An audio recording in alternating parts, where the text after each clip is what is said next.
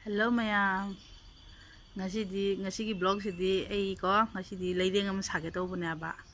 akoi gi chulha lei akoi gi mapan tawba chulha se sise malle jadre aba surya da sabane aba ko loiti do haji ai hana gi snapun se hana gi snapun oirami me aba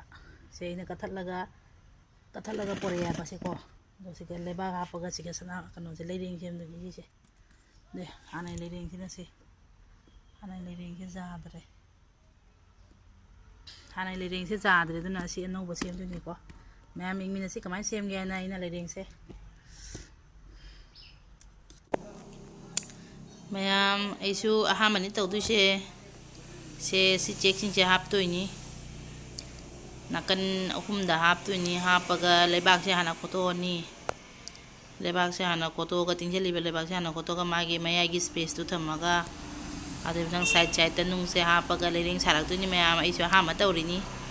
engsi mi mataw tami mesu mama oina sabado uraga sum hana uhiba adu dum yengaga ai dum ngamre ngini ko mayam engmina si kamai tawriba ina tawise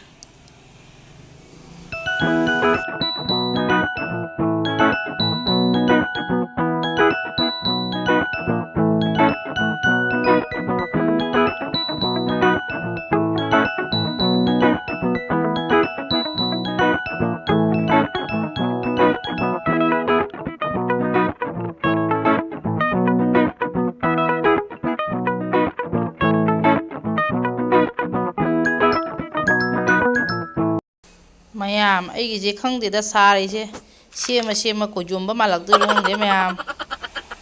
engsi aigi je kamai tawriba sema ga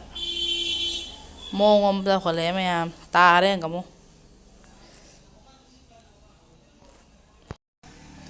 mayam phanadi wa ba jani da leideng saba kai je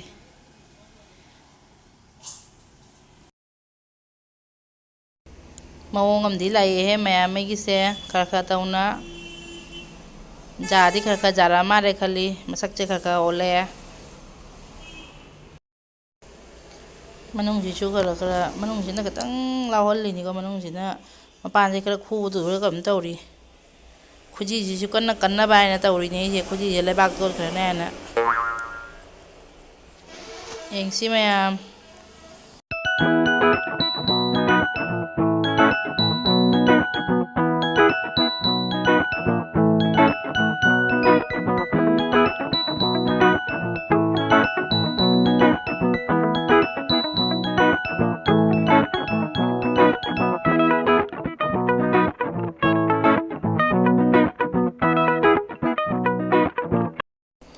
finally mayam na lei se mathak te taisalle